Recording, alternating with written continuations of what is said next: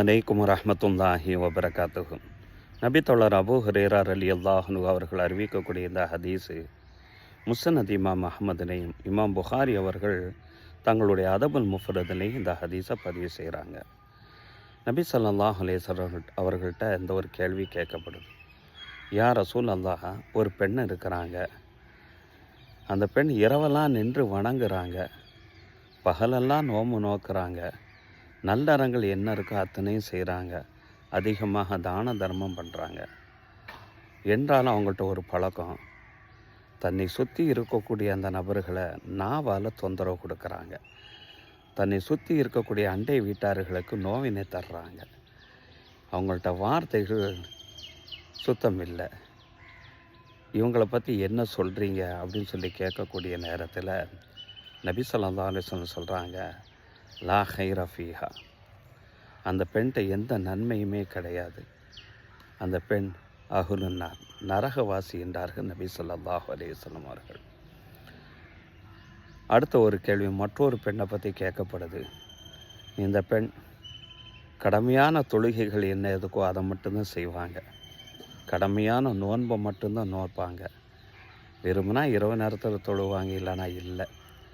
அதே நேரத்தில் பாலாடை கட்டி போன்ற சில துண்டுகளை தான் அதாவது கொஞ்சமாக தான் தர்மம் செய்கிறாங்க. ஆனால் இவங்களால் பக்கத்து வீட்டார்களுக்கோ அவர்களை சுற்றி இருக்கக்கூடிய அந்த நபர்களுக்கோ எந்த விதமான தொந்தரவும் கிடையாது என்று ஒரு வார்த்தையை சொல்லக்கூடிய நேரத்தில் நபி ஸல்லல்லாஹு அலைஹி வஸல்லம் அதுக்கு பதில் தர்றாங்க, இந்த பெண் சொர்க்கவாசி என்று நபி ஸல்லல்லாஹு அலைஹி வஸல்லம் அவங்க பதில் தர்றாங்க. இந்த ஹதீஸில் இருக்கக்கூடிய பெண் சம்பந்தப்பட்ட கேள்விகள் தான். ஆனால் பெண்ணாக இருந்தாலும் சரி, ஆணாக இருந்தாலும் சரி, நம்மளுடைய வணக்க வழிபாடுகள் எப்படிப்பட்டது, அது எந்த அளவுக்கு உயர்வானது, எந்த அளவுக்கு ஏற்றுக்கொள்ளப்பட தகுந்தது என்பதை நிர்ணயிப்பது கூட நம்ம சுற்றி இருக்கக்கூடிய அந்த நம்ம மக்கள்கிட்ட நம்ம எப்படி பழகிறோமோ அந்த பழக்க வழக்கத்தை வச்சு தான். குறிப்பாக சொல்கிறதா இருந்தால் நம்மளுடைய நாவை வச்சு தான். ஆக நம்மளுடைய நாவு சுத்தமாக இருந்தால் நம்மளுடைய வணக்க வழிபாடு எல்லா விதத்திலும் சுத்தமாக இருக்கும். இதனால் தான் சஹீஹுல் புகாரி முஸ்லிமில் மற்றொரு வர ஹதீஸும் பதிவு செய்யப்படும்.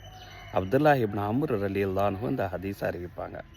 அல் முஸ்லிமு, உண்மையான முஸ்லீம் யார் தெரியுமா? மன் சலிமல் முஸ்லிமோன பிலிசானிஹி வயதிஹி, யாருடைய கையினாலோ யாருடைய நாவினாலோ மற்ற முஸ்லிம்கள் நிம்மதி பெற்று இருப்பார்களோ அப்படிப்பட்ட அந்த நபர்தான் உண்மையான முஸ்லீம் என்றார்கள் நபி ஸல்லல்லாஹு அலைஹி வஸல்லம் அவர்கள். நாம் நல்லவர்கள், நம்மளுடைய இபாதத்துகள் நல்லறம் என்பதை கூட நாவு தான் முடிவு செய்து.